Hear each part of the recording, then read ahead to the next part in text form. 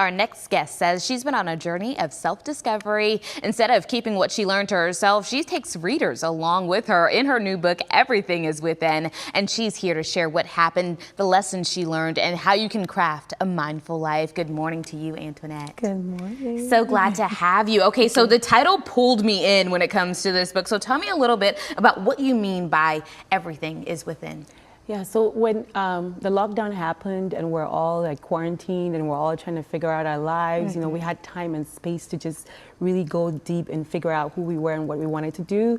I went into deep introspection, and I wanted to find out who I was, because I felt so disconnected from myself in a sense, having that time and that space to process. And what I discovered is that a majority of us are disconnected from ourselves, not because of the environments, but because we don't resonate with who we are. So I wanted to find ways to find out who I was and reconnect back to myself and live a more authentic life, and it led me to a term called self-connection, which I know is new. So let's tap into that, because I think you're right. There's a lot of people out there, including maybe even myself, who are not actually connected to who we are as people. How would you say we could develop that self-connection? It starts with figuring out who you are, and that starts with detachment. There's 4 principles in my book that I talk about. We have detachment, reawakening, actualization, and then integration. Detachment is just figuring out what your emotional ties are to your community and to your environments, and figure out what you need to change in those emotional ties. And then you move forward to reawakening, where you use reflective awareness to now figure out, okay, what is the reality of my situation and how can I use this to grow? And then we move into actualization, which is manifesting with actions how we want to live and how we want to show up and where we want to go.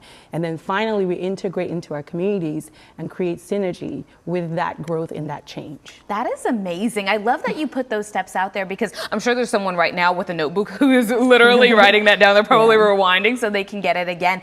How did you get to those principles? Because you were telling me a little bit about how you're originally from Cameroon and you made your way over to the U.S., been here for about a decade now. Have you used these 4 principles in the integration as far as your move here and who you've become, the woman you've become since being here? Absolutely, absolutely. I had to actually, personally, my personal journey, I had to heal from a lot of past trauma. And these 4 steps actually helped me significantly in living through and growing from my trauma and using my lessons to grow.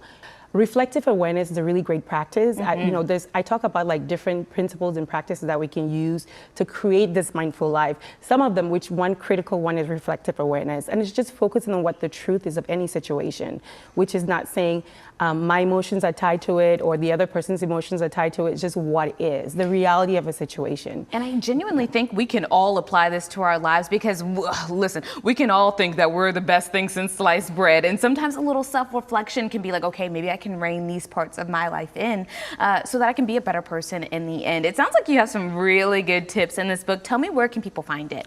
Amazon is available on Amazon right now. Also my website, withinwithnettie.com. You can find it there. And I just want people to know that accountable authenticity is a great place to begin your life.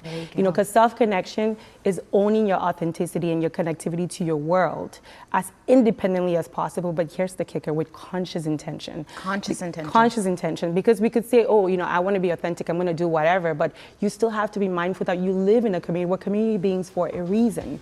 But we each are responsible for ourselves. We each are responsible for how we show up in the world, because how we show up in the world determines what we get out of it and also what we put into it. Antoinette, fabulous advice. Thank you so much for being here. We appreciate it. Amazon is where you can find her book.